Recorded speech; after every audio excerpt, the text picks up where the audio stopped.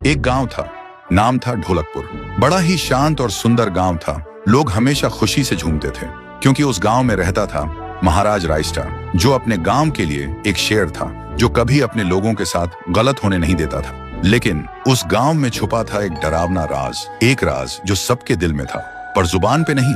गांव के बीच एक सूखा हुआ पेड़ था जिसे लोग कहते थे श्रापित पेड़। ना कोई उसके पास जाता, ना कोई उससे आंख मिलाता। हर पूर्णिमा के अगले दिन उस पेड़ के नीचे एक लाश मिलती थी। लोग कहते रात में कोई आता है और लाश छोड़ जाता है, लेकिन कभी किसी ने कुछ देखा नहीं और देखता भी कैसे। जो देखता वो अगले दिन पेड़ के नीचे होता था। एक दिन रायस्टार ने ठान लिया, बस अब और नहीं, इस राज का अंत मैं ही करूंगा, क्योंकि ढोलकपुर का नाम मिट्टी में मिल रहा था। फिर एक पूर्णिमा की रात रायस्टार चुपके से जाकर पेड़ के पास बैठ गया। रात के 2 बजे एक आवाज आई, थुंग थुंग थुंग थुंग थुंग थुंग थुंग थुंग थुंग सहूर।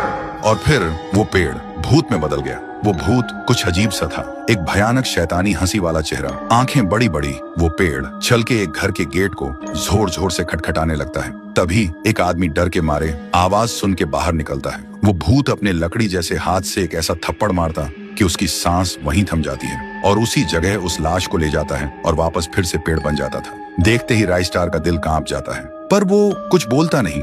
सुबह लोग भीड़ में जमा हुए और रायस्टार ने पहली बार उस पेड़ से बात करने की कोशिश की। पेड़ के अंदर से एक आवाज निकली, क्या तुम सब भूल गए मुझे? रायस्टार बोलता है, तू कौन है? पेड़ बोलता है, मैं हूँ ठुन ठुन ठुन साहुर। एक वक्त था जब मैं भी इस गांव का एक प्यारा सा बच्चा था, लेकिन 100 साल पहले मुझे इसी पेड़ से रस्सी बांधकर उल्टा लटका दिया गया, गांव वालों की आंखों के सामने, और मेरी मौत को तमाशा बना दिया गया, सिर्फ इसलिए क्योंकि मैंने एक राज देख लिया था जो लोग छुपाना चाहते थे। और उसी पल से मेरी रूह इस पेड़ से जुड़ गई।